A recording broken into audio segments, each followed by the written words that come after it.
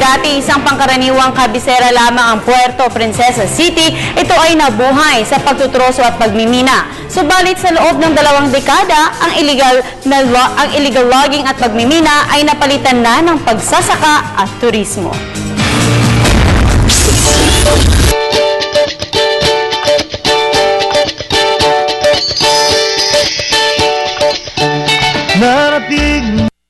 Illegal logger si Edward Hagedor nang mapadpad sa Puerto Princesa mula sa Parañaque. Yung unang mga mining claimants nandito. Bakit bigla ako naging environmentalist samantala kami unang mga loggers? Ang turning point po niya nung ako yung ma-elect. Kasi for the first time, bumoto sila ng hindi taga rito.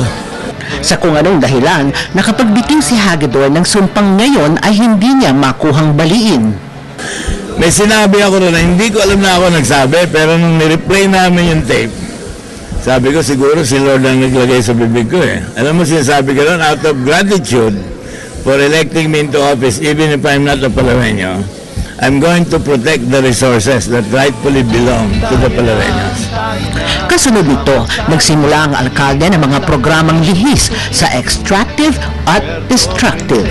Walang likas na yaman ang lungsod na mapapasakamay ng mga loggers, minero at iligal na mangingisda. Pinangunahan niya ang mga programang pangkalikasan, ang pagpapasigla ng mga kagubatan at ang proteksyon ng karagatang nakapalibot sa Puerto Princesa. Sa loob ng maikling panahon, tumatak sa isip ng mga tao ang kalinisan ng lungsod. Sa proseso ng pagbabago sa lungsod, tiniyak niyang magiging kaisa niya ang taong bayan. Isipin mo itong mga taong ito kung sila hindi tutulong sa atin at hindi susuporta. Ubus lahat yung gubat natin na yan, di ba? Dumating na ang turismo. Andyan na yung mga investors, no? Napakarami na opportunity para sa kanila. Noon, sige lang bigay mo dahil, ano yan talagang stopgap lang na measure dahil ang dami na displays. Binawal natin ang kaingin, binawal natin ang illegal logging, illegal fishing. Paano magsusurvive yung mga yan? Diba? So, supportahan din natin. Ngayon, nandiyan na lahat ng opportunities, nandiyan na yung pagkakataon sa kanila magnegosyo na legal. Sino ba naman ang gusto ng logging na lang nangihingi? Ginawang misyon ng mga taga Puerto Princesa City ang pagpapanatiling malinis ng kanilang lungsod. Bilang kapalit, naranasan nila ang benepisyo ng mga programa sa hanap buhay at pabahay ng lokal na pamahalaan. Isinulong din ang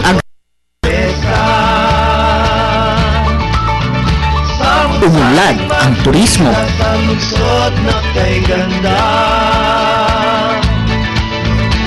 Masawa na kayo sa concrete jungle, pagod na kayo sa magulong buhay sa siyudad, and you want to touch base with nature, come to Puerto Princesa.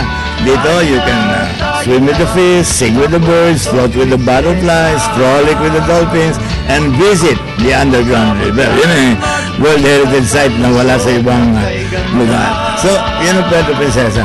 Basta gusto nyo mag-relax at talagang want to have a feel of real nature dito sa Puerto Princesa. Ngayon, ang Puerto Princesa ay itinuturing na major ecotourism destination ng bansa. When it comes to environment, kami rito definitely walang compromise Kaya hindi naman namin pagpapalit. Like for example ang daming gustong pumasok sa underground river. Pero alam namin, ang priority namin is to preserve the integrity of the park. Hindi yung pera. Kung pera lang, papasukin namin lahat yan. Alam natin, masisira.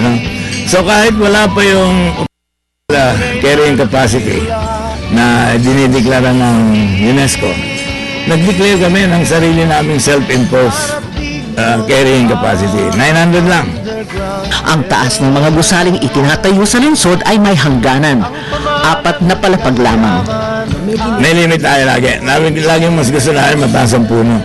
Ang pinagsanib na pagsisikap ng taong bayan at ng lokal na gobyerno ay nagresulta sa napakaraming parangal at papuri para sa Puerto Princesa.